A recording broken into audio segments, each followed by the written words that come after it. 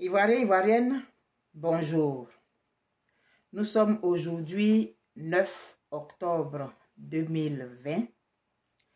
Nous sommes à la veille d'un grand jour. Nous sommes à la veille d'un événement spécial et déterminant pour la suite de l'histoire de notre pays.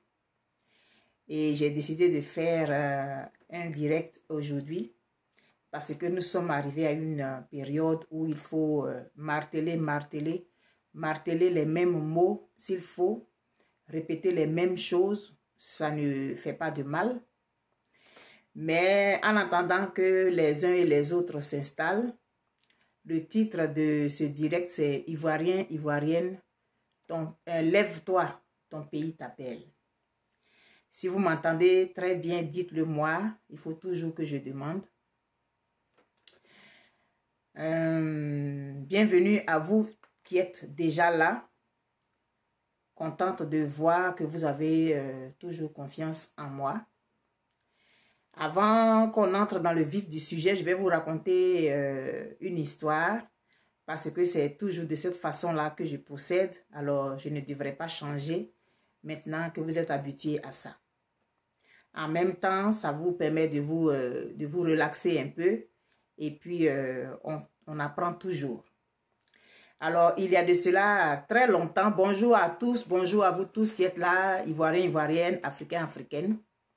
Il y a de cela très longtemps, dans un village perdu quelque part sur le continent africain, il y avait une colline qui était dressée au milieu d'une étendue d'eau et on racontait que dans cette île-là, il y avait des génies. Les gens racontaient ça de génération en génération. Et il paraît que quand tu les rencontrais, c'était une grâce. Ce n'était pas donné à tout le monde de les rencontrer. Chacun espérait pouvoir les rencontrer, mais les génies-là, eux, ils savaient à qui se montrer. Ils ne se montraient pas à n'importe qui. Parce que eux, ils avaient la capacité de lire à travers le corps humain pour aller voir la nature du cœur. Et un jour, ils ont dit, mais on est, excusez-moi, on est toujours sur notre île là. On n'a jamais cherché même à aller voir ce qui se passe au-delà. On est entouré d'eau, mais et donc ils ont décidé de descendre et puis d'explorer ce qui se passe autour. Et quand ils sont descendus de leur colline qui était sur l'île là, ils ont vu une barque qui était au bord de l'eau. Mais ça, c'est quoi ça? Ça sert à quoi ça? Mais comme ils sont des génies, ils peuvent comprendre tout. Ils ont su en même temps ce que c'était, donc ils sont montés. Ils sont allés un peu sur l'étendue d'eau là et ils ont vu dans la barque quelques cannes à pêche. Donc ils ont utilisé et ils ont pêché du poisson. Quand ils sont rentrés, ils ont donné ça à leur maman. Elle a fait la nourriture. Ils ont trouvé, mais c'est un bon truc. On n'avait jamais su que ça existait, cette chose-là. Et ils ont mangé les poissons. Ils ont trouvé ça vraiment délicieux, très bon. Et maintenant, chaque nuit, ils partaient prendre la barque et ils partaient pêcher. Entre-temps, le propriétaire de la barque, il avait remarqué que quelqu'un utilisait sa barque là la nuit parce qu'il voyait qu'il y avait des poissons morts dedans. Souvent, il y avait des morceaux de cailles et tout ça. Mais qui utilise ma barque là toutes les nuits? Et un jour, il a décidé de se cacher pour voir qui était cet indélicat. Ça, c'est juste sûr que c'est un tel ou un tel qui habite dans la communauté. Hein? Depuis que sa barque est gâtée là, je suis sûr que c'est lui qui vient utiliser ma barque chaque nuit. Mais il va m'entendre. Et ce jour-là, il s'est caché derrière des cocotiers. À un moment donné, la nuit avance. Moi, je commence à avoir sommeil. Finalement, on dirait que je me suis trompé. Hein. Peut-être que c'est moi-même, quand j'ai fini de pêcher mes poissons, là, je ne nettoie pas. Et ce jour-là, il s'est caché, comme je dis, derrière des cocotiers. À un moment donné, il voit 9 gens qui arrivent vers la barque. Il dit, c'est quoi ça? Ils ont l'air d'être des êtres humains, mais en même temps, on dirait que ce ne sont pas des êtres humains. Et il s'est caché pour ne pas que ceux-ci le voient. Ensuite, il y a un qui a dit, Vous ne sentez pas? On dirait qu'il y a de la chair humaine ici, là. Il a commencé à trembler derrière les cocotiers. Et c'est là qu'il s'est rendu compte qu'il venait de voir les génies dont on lui avait parlé depuis son enfance. Donc, ils hésitent vraiment. Mais là, je suis mort, si ils m'attrapent, je suis foutu. Et ils se sont guidés avec l'odeur que son corps dégageait. Et ils l'ont pris derrière un des cocotiers. Il tremblait comme ça de tous ses membres. Il dit, mais c'est quoi? Pourquoi tu trembles comme ça? On m'a dit que quand vous tuez les gens, non, nous on ne tue pas les gens. Il dit, bon, ce que je vais vous donner là, je vais vous donner quelque chose, je sais que vous ne connaissez pas. Parce qu'ils ont dit, nous on descend ici, on utilise la barque qu'elle a là pour aller pêcher des choses qui sont dans l'eau là, nous on ne connaissait pas ça. Il dit, ah, vous ne connaissiez pas ça? Ah d'accord, mais moi il y a quelque chose que vous ne connaissez pas, je suis sûr que je vais vous montrer. Et il leur a donné des noix de coco. Ils ont mangé ça, ils ont dit, eh, mais c'est bon! Ils ont trouvé ça vraiment délicieux, c'est trop chic. Et il leur en a donné 2 ou 3. Ils ont dit, bon, donc on va aller avec toi à la pêche. Il est allé avec eux à la pêche. Ils ont pêché, pêché, pêché. Et puis, bon, ils ont dit, mais comme tu as été gentil là, nous, on veut aller avec toi chez nous. On veut te montrer chez nous. Il dit, quoi? Il dit, oh non, non, il ne faut pas t'inquiéter, il n'y a rien. Il dit, mais chez vous là-bas, c'est loin. De toute façon, la colline est élevée comme ça. Il dit, ah, vraiment, non, il ne faut pas t'inquiéter. On ne va pas te faire du mal. Nous ne sommes pas les gens qui faisons du mal. Hein. Non, non, non. On ne se montre pas à n'importe qui. Et il est allé avec eux. Ils ont fait quelques pas et ils ont vu un arbre. Et un des génies là a fait un signe sur l'arbre là. Et puis la porte s'est ouverte. Ils sont entrés dans l'arbre. Paf, ils étaient chez eux en même temps. Il dit, bon, c'est sûr que tu vas rencontrer notre mère. Elle va te faire des cadeaux. Mais tout ce qu'elle va te donner comme cadeau là, il faut refuser. À un moment donné, il faut lui dire que tu veux ce qui est dans le coffre-fort. Elle va te donner ça. Et tu vas voir ce que tu peux faire avec. Ne te laisse pas avoir par ce qu'elle va te présenter. C'est là où on saura si tu es vraiment la personne qu'on pense. Et effectivement, il a vu la maman génie. Ah, bonjour, comment ça va et tout ça là, mes enfants, c'est grâce à toi qu'on mange du poisson et puis blablabla. En tout cas, tous les trucs qu'on connaît. Et puis il a dit, bon, que moi je vais retourner chez moi, il va faire jour. Ils ont dit, oui, il faut que tu rentres chez toi parce que si tu restes ici, tu ne retourneras plus. Et puis, elle lui a offert une coupe. Elle dit, bon, voilà, je t'offre cette coupe en or là. C'est une coupe qui ne se vide jamais. Donc, autant de fois que tu voudras l'utiliser, tu vas trouver des pièces d'or dedans. Il s'est rappelé ce que les autres génies lui ont dit. Il a dit, non, je ne veux pas. Elle dit, comment ça tu ne veux pas? J'ai dit, je te donne une coupe d'or. C'est-à-dire que cette coupe d'or là, jamais, jamais, jamais elle ne va se vider. Tu pourras l'utiliser autant de fois que tu veux. Il dit, non, je ne veux pas. Elle dit, hein? Ça, c'est incroyable. Elle dit, bon, ok, je te propose un autre cadeau. Et elle lui donne un animal qui est genre coq. En tout cas, un animal qui a beaucoup de parties des autres animaux. Elle dit, tu vois, il y a une tête de coq dessus là. Avec cette tête de coq là, tu n'as qu'à demander et puis tu auras tout ce que tu veux. Tu veux une maison, tu dis, je veux une maison. Tu vas avoir la maison. Tout ce que tu veux, ce mi-coq, mi-quoi là, il est capable de te donner ça. Il a voulu accepter. Et puis il s'est rappelé de ce que ses amis lui ont dit. N'accepte pas tout ce qu'elle va te demander. Demande seulement ce qui est dans le coffre-fort. Donc il était un peu partagé. Il dit, mais avec le coq là, je suis capable de développer notre village. Il suffit que je dise, fais telle maison, telle maison, telle maison, on peut avoir tout ce qu'on veut. Il dit, non, je ne veux pas ça, maman. Moi, je veux ce que tu as dans le coffre-fort. Elle dit, vraiment, je viens de te faire passer un test. J'ai vu que tu es vraiment la personne qu'il faut. Donc, elle ouvre le coffre et elle lui donne une branche morte. Il regarde ça. Et puis, dans son cœur, là-bas, il dit, mais je vais faire quoi avec une branche morte? Il n'y a même pas une feuille dessus, c'est une branche sèche même. Elle dit, avec ça, là, tu vas pouvoir guérir tous les maux. C'est-à-dire toutes les maladies, quoi. Tout ce qui est mauvais, là. Tu es capable de guérir avec ça. Si je prenais tête de coq, là, c'est pas mieux. Là, au moins, on va avoir des maisons, on va avoir des routes, on va avoir toutes sortes de trucs. J'ai qu'à laisser ça pour prendre une branche morte. Il s'est souvenu du conseil que lui ont donné ses amis, les génies. Il dit, non, maman, je vais prendre ça. Donc, Elle lui donne, et puis elle lui dit, bonne chance. Et il s'en va. Il passe par le chemin là. Et puis il arrive. Mettez les cœurs parce que les gens commençaient à mettre les têtes de mort là, comme on dit là. Mettez les cœurs s'il vous plaît. Et donc, il prend la branche morte et il rentre chez lui. Mais ça là même, j'ai fait quoi avec ça même?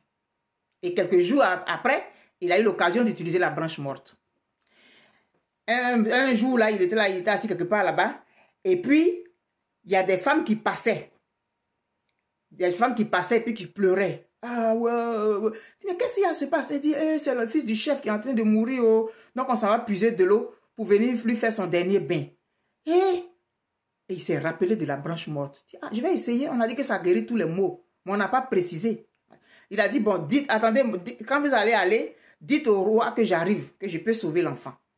Donc les femmes ont pris l'eau quand même. Et puis elles sont parties, elles ont dit au roi qu'il y a quelqu'un qui dit qu'il est capable de sauver l'enfant. Mais l'enfant là, finalement, il est mort même. Le temps que les femmes vont arriver là, l'enfant est mort. Il est arrivé, on lui a laissé le passage. Il a pris la branche morte là, il a mis ça sur l'enfant. L'enfant s'est réveillé. Il était étonné de voir même que tout le monde pleurait autour de lui. Oh, il a ressuscité l'enfant, Oh, mais vraiment, c'est bien et tout. Mettez les cœurs, oh, s'il vous plaît, mettez les cœurs. Les gens sont en train de mettre les têtes de mort là, je ne sais même pas pourquoi. Et on dit, ah, vraiment, ça c'est bien et tout.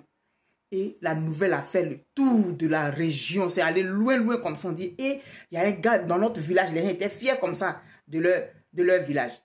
Et quand il y avait des trucs, il prenait la branche, il partait, guérissait les enfants, guérissait les femmes qui étaient en train de mettre, en train d'accoucher, qui avaient des difficultés. Il suffisait qu'il arrive avec la branche morte là, il déposait ça sur le ventre de la maman, le bébé sortait et il a commencé à devenir une personne célèbre. Et le village devenait de plus en plus célèbre. Et ça a attiré la convoitise. Il y a des gens maintenant qui sont venus de l'extérieur, qui sont venus le voir. Il faut nous donner la branche morte là. Donne-nous la branche morte, on va te donner tout ce que tu veux. Il dit non, je ne vous donne pas ça. Donne-nous la branche là, on va te donner tout ce que tu veux. Si tu veux, on va faire de toi le roi de la région. On va faire de toi le roi de tout le monde, de blablabla et puis de blablabla. Il dit non. Maintenant, ils ont commencé à le menacer maintenant. Ils ont enlevé sa femme. Il a réussi à négocier, il a récupéré sa femme. Ils ont commencé à créer des problèmes maintenant dans le village. Brûler des champs, de ci, cela. Quand on brûle un champ, il vient, il prend la branche morte là, il met ça sur le champ reverdit. Un jour, il sort de sa maison, il revient, sa maison est en flammes. La maison est en flammes, la maison a brûlé complètement. Donc on ne pouvait même plus trouver quelque chose. Parce que eux, ils se sont dit, s'il ne veut pas nous donner la branche morte là, on va brûler cette branche morte et ni lui, ni nous ne l'aurons. Il est arrivé, il a mis sa main sur sa tête comme ça. Et dans la foule, il y avait les espions de ces gens-là. Ils faisaient semblant de se lamenter, mais ils étaient dans la foule. Et il y avait des gens du village qui leur avaient dit que il met la branche morte là dans son plafond là-bas. Or, on sait qu'avant là, les maisons étaient en papeau. Et donc, ça va brûler. Ce sont certaines personnes du village là qui ont donné l'information à ceux qui voulaient de cette branche morte là. Entre-temps, il y avait des gens du village qui voulaient avoir ça aussi, qui avaient essayé de la madouer, il avait dit non. Et c'est eux qui sont allés voir maintenant les gens de l'extérieur pour leur dire qu'on est capable de... Donc vous voyez un peu le raisonnement. Et puis blablabla, il a attrapé sa tête. Donc les gens, on est foutus, notre branche qu'on avait qui nous sauvait ici. Il dit, mais vous n'avez pas cherché à protéger. Vous saviez très bien que la branche morte là était dans ma maison. Mais quand les gens sont venus mettre le feu là, pourquoi vous n'avez pas fait un effort pour protéger ma case?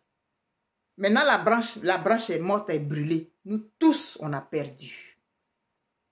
Les gens se rendaient compte maintenant que c'est vrai. Hein. Il dit, vous-même qui êtes dans ce village-là, je sais qu'il y en a parmi vous qui êtes allés voir les ennemis pour venir m'attaquer. C'est vous qui avez dit. Maintenant, là, on a tous perdu. Et les gens sont rentrés chez eux. Sa femme, maintenant, était fâchée. Mais comment est-ce que tu as pu mettre la branche là dans le plafond de la maison? Il dit, mais non. La branche là n'est pas dans le plafond. Hein. C'est exprès, j'ai fait. Comme je savais qu'il y avait de la convoitise, c'est pourquoi j'ai fait croire que la branche là est dans le plafond. Mais j'ai dit à notre fils, je lui ai dit où j'ai caché cette branche là. Elle n'est pas dans la maison. Ils se sont trompés. La branche là est au milieu du village. La branche morte là, elle est au milieu du village. Sa femme dit quoi? Oui. Notre fils sait où elle est. Donc il va aller chercher la branche morte là. Je lui avais dit que si un jour je disparais, voilà où il peut trouver la branche morte. Donc il sait où elle est. J'ai fait semblant devant eux pour leur permettre de comprendre que la branche morte là était notre bien à nous tous. J'ai voulu leur faire comprendre ça.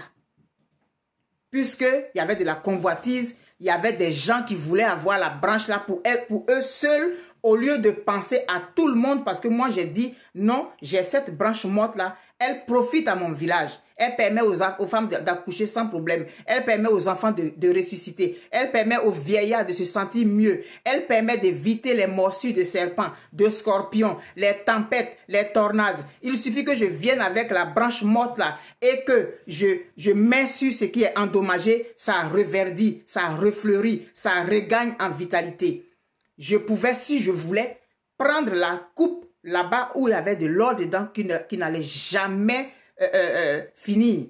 Mais j'ai pensé au village, j'ai pensé à la communauté. C'est pourquoi j'ai accepté de prendre cette branche morte parce que je sais ce qu'elle pouvait nous apporter. J'avais la possibilité de prendre ce mi-coq, mi-quoi-quoi pour pouvoir construire des maisons ici comme ça, comme sur un coup de baguette magique. Mais qu'est-ce que ça allait nous apporter? Être dans une belle maison et être malheureux, qu'est-ce que ça donne? Alors que avec une branche morte, si je suis capable de donner la vie à X ou à Y, si je suis capable de permettre à la femme de un tel d'accoucher sans problème, si je peux permettre à un champ qui a été brûlé de reverdir, c'est pas mieux d'avoir cette branche morte là?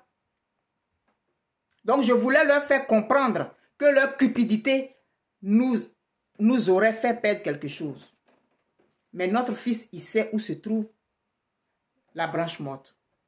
Non seulement ils ont brûlé la maison du monsieur, ils ont saccagé sa cour entière, mais ils l'ont enlevé.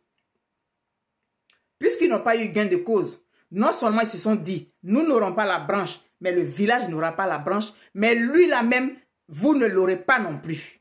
Donc ils sont allés avec lui. Mais ce qu'ils n'ont pas su, c'est que le monsieur avait donné à son fils tous les secrets. Quelques jours plus tard, on annonce qu'il va y avoir une grosse tempête qui va venir ravager toute la région. Et la maman, elle va dire à son fils, mon fils, ton papa m'a dit qu'il t'a donné la branche morte, que tu sais où elle est. Va la prendre, tu vas bloquer ça là en même temps. Donc l'enfant, et vous savez où était la branche? La branche était au marché. Sous une table là. C'est une branche ordinaire. Mais personne ne pouvait imaginer que c'était cette branche-là. Parce que plusieurs branches qui sont alignées par terre comme ça là. Tu ne peux pas savoir laquelle est la bonne. Mais l'enfant savait c'était laquelle.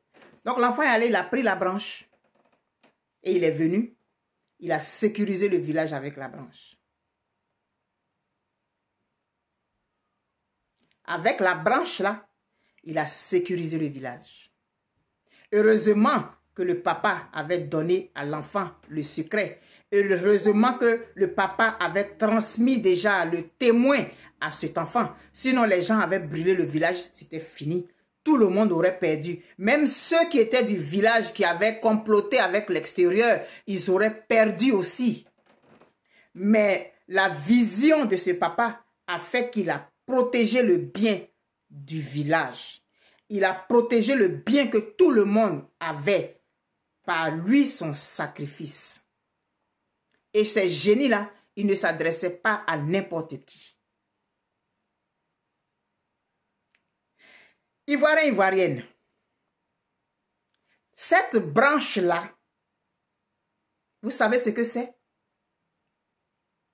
C'est une chose banale. L'union. L'union, la solidarité, Avec la solidarité, on peut guérir tout. Avec l'union, on peut faire barrage à n'importe quel incendie. Avec la fraternité, on peut faire barrage à n'importe quelle attaque qui vient de n'importe où. Cette branche-là, c'était l'union. L'union, c'est quelque chose qu'on banalise.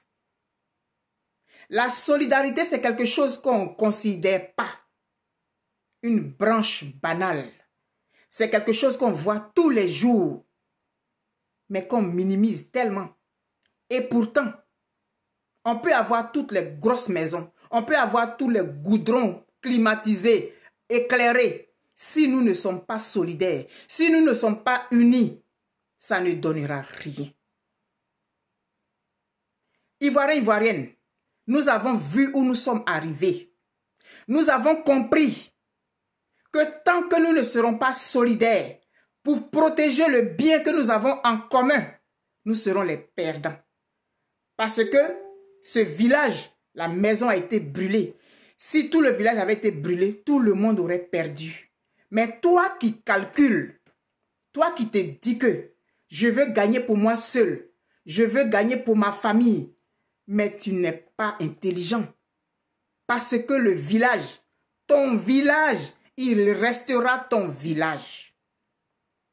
Ivoiriens, Ivoiriennes, nous sommes arrivés à un niveau aujourd'hui où les gens ont compris qu'il n'y a que par l'union qu'on est capable de faire barrage à n'importe quoi. Si dans un quartier, il n'y a pas de solidarité, une femme est en train d'accoucher, que tu as ta voiture, que tu la prends pour l'accompagner à l'hôpital, tu as utilisé la branche pour l'aider à mettre au monde sans problème. Si dans ton voisinage, un enfant est malade, une femme a des difficultés, un homme a perdu son emploi, il n'est pas capable de nourrir sa famille, et que toi, tu peux le faire, c'est la branche que tu as utilisée comme ça. Cette branche-là qui est l'union, cette branche qui est la solidarité, qu'on ne considère pas. Mais l'espoir n'est pas perdu. Parce que la branche, elle était encore là. Et au marché, c'est un endroit de brassage. C'est un endroit où toutes les sensibilités se retrouvent. C'est un endroit où tout le monde se côtoie. Le marché, c'est là-bas que le monsieur a mis la branche. Mais le marché qui représente toutes les couches de notre société, toute la composante de notre société se retrouve au marché. Là où il y a les femmes qui vendent, là où il y a les hommes qui vendent, là où il y a les gens il y a tout au marché. Et c'est là-bas que doit commencer la solidarité, l'union. Et qu'on arrête de se diviser au marché. C'est là-bas que ça doit commencer. Et c'est là-bas que le monsieur a mis la branche. Et moi, je te dis, moi et Ben Boané, je te dis, que c'est là-bas que ça doit commencer. Alors, allons regarder dans nos marchés et cherchons la branche qui est là-bas. La solidarité, l'union, la fraternité, elle est dans nos marchés. Maintenant, je vais vous faire écouter notre hymne national. Parce que c'est elle qui est notre trait d'union. C'est en elle que nous tous, nous devons nous reconnaître, notre hymne national qui a des paroles très fortes. Que chacun essaye de trouver dans cette hymne national un mot qui va l'aider à avancer pour la Côte d'Ivoire et non pour ceux qui veulent mal à notre pays. Parce que ton village, c'est ton village. Ton village, c'est ton village. Vous êtes prêts pour l'hymne national? On va y aller.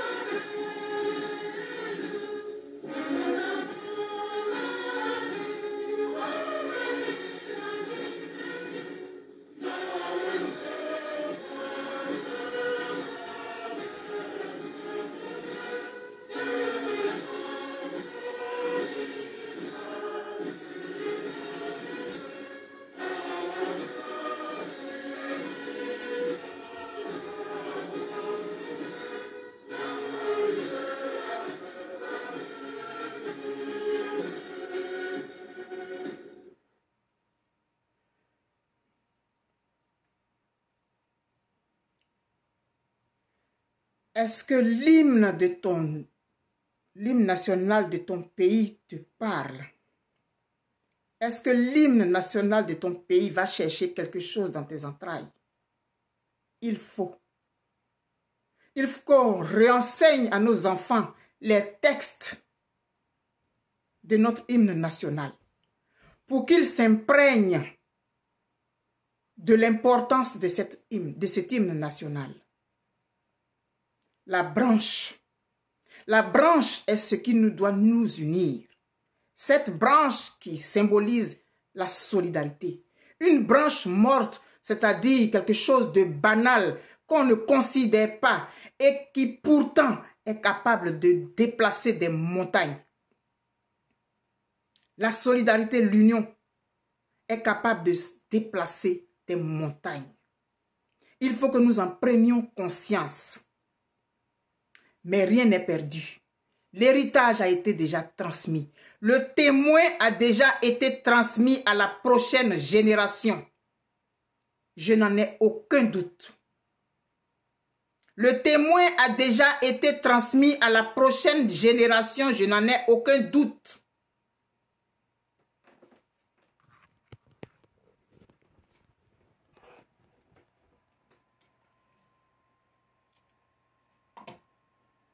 Alors,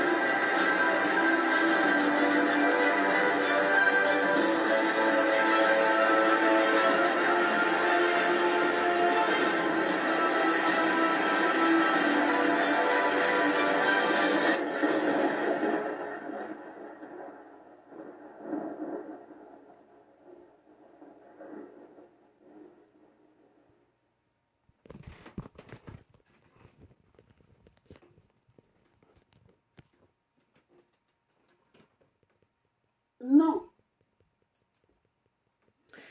Rien dans ce monde ne se fait au hasard. Nous sommes gouvernés par des forces supérieures et suprêmes. Tout ce qui arrive relève des forces du surnaturel. Nous sommes juste des mortels. Et les forces surnaturelles vont toujours guider l'humanité.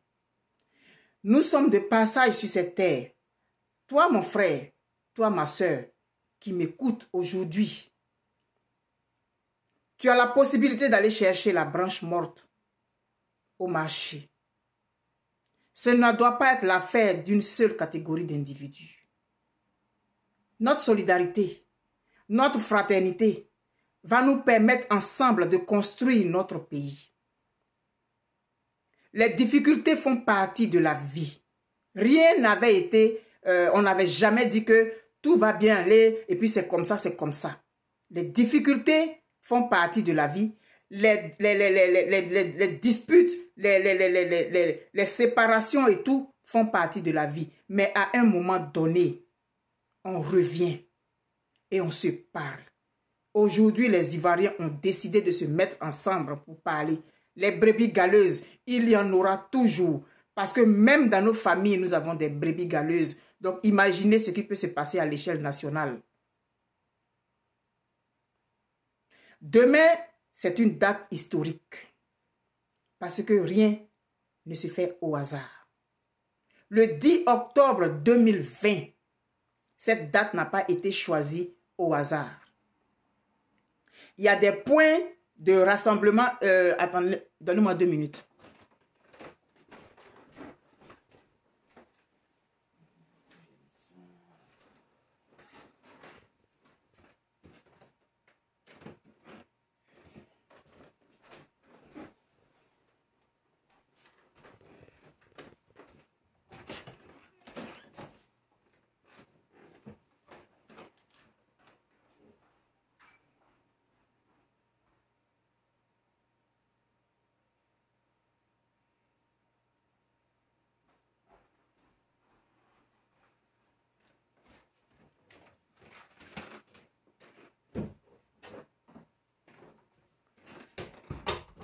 J'ai vu passer sur Facebook qu'il semble qu'il y a des points de rassemblement. Parce que c'est mieux d'être en groupe. C'est mieux de ne pas aller seul pour ne pas se faire agresser. Parce que ceux qui sont en train de se battre pour que le statu quo, enfin, pour que ça soit toujours le statu quo, c'est parce qu'ils ont des intérêts. Mais ce n'est pas parce qu'ils pensent à la nation. Alors, mettre des cars à la disposition des gens qui vont aller au stade, c'est une très bonne idée, une excellente idée. Ça permet à tout le monde d'être là au même moment et ça permet de sécuriser, de protéger ceux qui vont aller à ce rassemblement-là. Donc, j'ai vu passer, plusieurs personnes ont partagé cette liste d'endroits, de points de rassemblement. Je vais vous le lire. Les lire, j'ai vu passer avec des personnes quand même assez dignes d'intérêt. Vous allez sûrement avoir des informations dans la journée qui vont vous donner encore plus de détails. Mais je sais déjà qu'il semble qu'il y a une liste. On me dit, à Andokwa, devant le lycée, il va y avoir des cas de rassemblement. Ce qui est une très, très, très bonne idée. Une très bonne initiative à saluer et à féliciter. Ça protège et ça sécurise ceux qui vont aller au stade Félix Houphouët-Boigny. Donc, à Andokwa, devant le lycée, à Mikao Kajil, Jesco Fourière, Jesco devant la pharmacie, Copec Ananere Sodessi, station Pétro-Ivoire, non loin de la Draine, kilomètre 17, Niangon Lubafrique, Niangon Carrefour Sodessi, palais de justice de Yopougon, cinéma Sagidiba, Carrefour Gandhi, hôtel Blanc, espace fonction Toit Rouge, près de la mairie annexe, pharmacie Toit Rouge, place CP1, station Shell Bel Air, place Figayo. Ça, c'est ce que j'ai vu hier et puis j'ai noté. Je vais relire. Andokwa devant le lycée, Mikao Kajil, Jesco Fourière, Jesco devant la gendarmerie, Copec Ananere Sodessi, station Pétro-Ivoire, non loin de la Draine, kilomètre 17, Niangon Lubafrique, Niangon Carrefour Sodessi, palais de justice de Yopougon, Carrefour Gandhi, hôtel Blanc, espace fonction Toit Rouge près de la mairie annexe, pharmacie Toit Rouge, place CP1, station Shell Bel Air, place Figayo. Voilà ce que j'ai vu comme information que j'ai eu envie de partager avec vous. La Côte d'Ivoire, c'est notre pays. Ne vous laissez distraire par personne. Ne vous laissez pas intimider par qui que ce soit. L'hymne national de ton pays, c'est l'abidjanaise. Le drapeau de ton pays, c'est orange, blanc et vert. La Côte d'Ivoire, c'est ton pays. Tu n'as pas à rougir devant quiconque. Tu dois le clamer et le proclamer partout parce que c'est ton pays. Maintenant, j'ai fini le direct. Puis, quand vous allez aller, vieux, jeune, c'est ce que j'ai vu pour le moment. Mais je pense que dans le cours de la journée, c'est sûr qu'il va y avoir encore d'autres informations. J'ai vu ça hier, je dors même plus. J'ai vu ça vers les 2h ou 3h du matin d'ici là. Donc, j'ai noté. Mais je sais que dans la journée, il va y avoir encore d'autres informations. Il y a quelqu'un qui vient de dire... Cocody à la maison du parti. C'est sûr qu'au fur et à mesure, il y a des points qui vont se dire. Hein? Donc, ne vous en faites pas. Moi, je vais aller au travail. Hier, j'ai fait une vidéo où j'étais au travail, puis j'ai dit, j'aimerais apporter une information supplémentaire. Je dis toujours, il faut que tu sois honnête dans tout ce que tu fais. Moi, j'ai droit à 45 minutes de pause. 15 minutes avant et puis 30 minutes après. Ça dépend de moi. Donc, hier, j'ai fait une vidéo qui a duré 26 minutes. Mais mes 30 minutes de pause, là, je ne les fais plus. Parce que j'ai déjà pris 26 minutes dans mes 30 minutes. L'honnêteté, on peut l'exécuter partout. C'est pas seulement ne pas voler qui est fait preuve d'honnêteté. Tu sais que tu as 30 minutes de pause. Puis toi, l'individu, tu es tout seul. Moi, je dis, je suis seul à mon travail. Je prends 26 minutes pour faire une vidéo. Pour être honnête avec moi-même, je ne prends plus de pause. Est-ce que vous comprenez? Donc aujourd'hui, je vais aller au travail. je vais aller au travail. Si j'ai l'occasion de voir une information que je vais vous apporter, je vais faire un direct et je ne prendrai pas de pause parce que j'aurai pris dans mon temps de pause. Si tu fais ce genre de choses, c'est-à-dire tu as droit à 30 minutes de pause et tu prends les 30 minutes de pause, tu fais autre chose. Et puis tu prends encore 30 minutes de pause auxquelles selon toi tu as droit. Ton salaire que tu vas recevoir là, la nature, parce qu'il y a des règles, il y a des règles spirituelles. Les 30 minutes que tu as volées là, dans ton salaire là, la nature, le karma ou bien la justice divine va te faire perdre 30 minutes dans ton salaire.